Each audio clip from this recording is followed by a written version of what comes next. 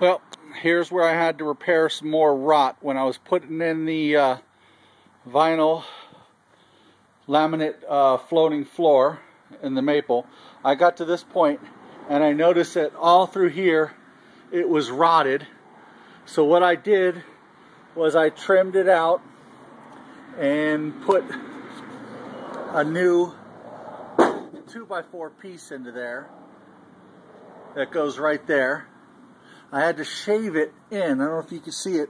I had to shave it in a little bit because can't really explain why it had to do that, but it was 1.5 inches right there, 1.5 inches there, but it tapered to a 3/4 right there.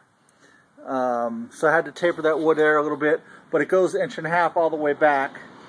And I added some vinyl right above the 2x4. Painted the 2x4 to hopefully help it from rotting, because it is exposed underneath the camper there. I don't know if you can see that. So anyway, going to reseal it. Here's what the inner wall sort of looks like. There's a cross member right there on the front section.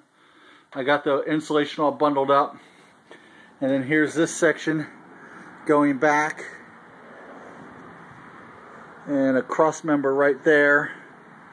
And that's on this side of the camper. So anybody else who's curious about what the structure looks like under there, that's what it's like.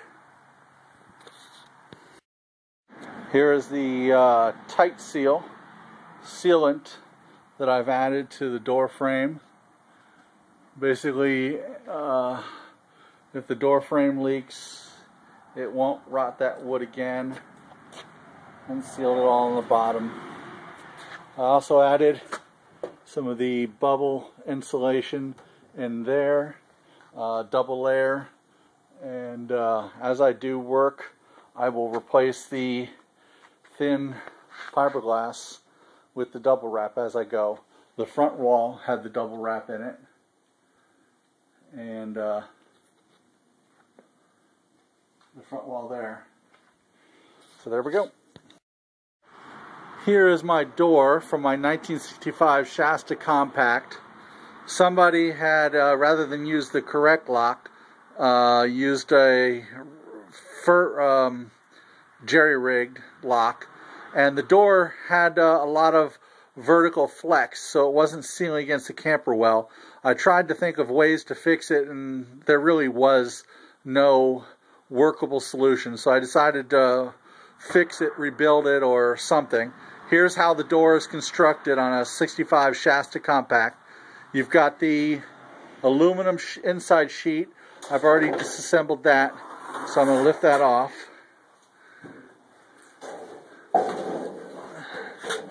And then below that is Luan panel board. And I'm going to take that off.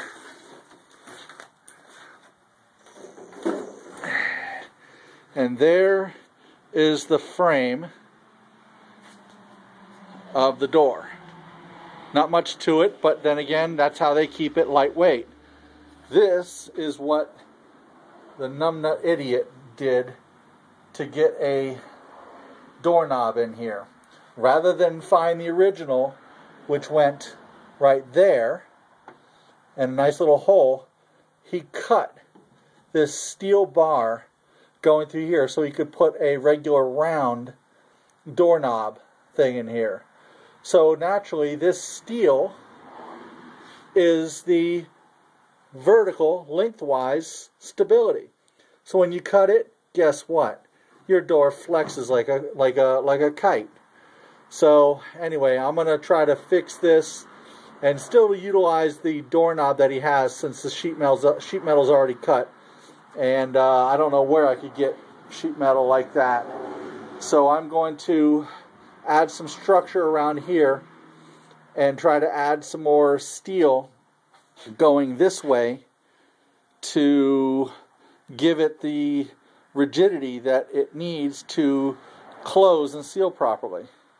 But that's what you get when you have idiot hacks work on campers thinking they're whatever they think they are, and they destroy it. So there you go, lesson learned. But that's the inside of a door for all you got people who want to rebuild your door from rot or whatnot, or some idiot who doesn't know how to put in doorknobs. Here's the status. It's been a little while since my last update. Got the cabinets in, the doors on, except for that one door I have to recut it. I got the Formica top on. Was able to scrounge and salvage some stainless steel trim to go along the edge of it. Put the sink in. Here's the cabinets and the little bins that slide out. And we got some of the cushions in. And still got to work on a few things. Little unfinished business. So there's the sink, and this board here will be the board that goes across here for the other end of the bed. And the fridge. And this little cabinet here. Everything's coming along fine.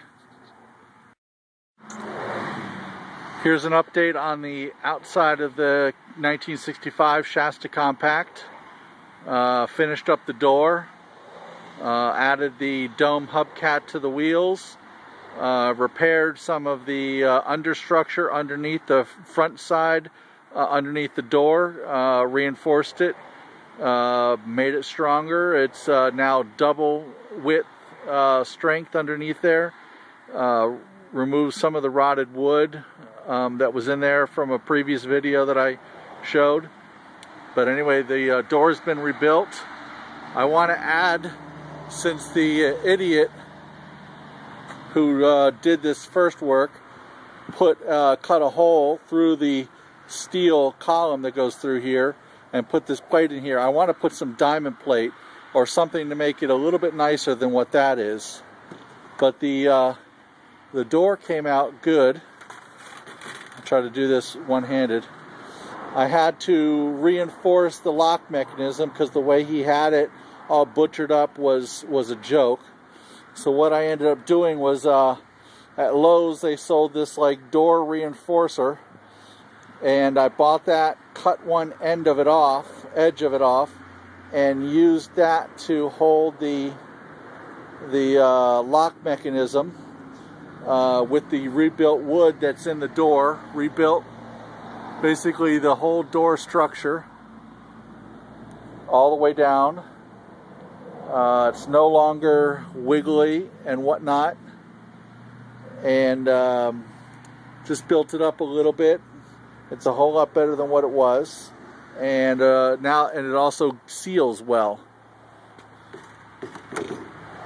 And added the little grab handle, and all under there was rebuilt right through there, and finished up the window a little bit. I still need to put the cover on it. That I need to polish up and get that ready. But the window came out nice, polished up the aluminum. And of course, previously on the videos you saw how I rebuilt the front wall of this camper. So that whole front has been restructured, which is why it's nice and straight and flat and strong. And came out great.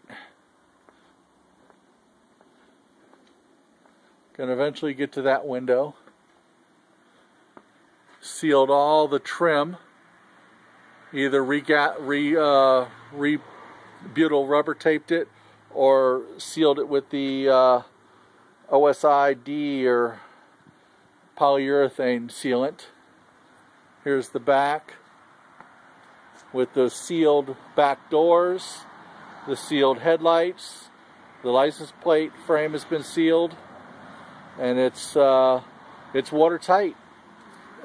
We've had a few bit of rain, and it hasn't done a thing. Take a little peek through the back window. There's the cabinet in there, and the maple laminate floor.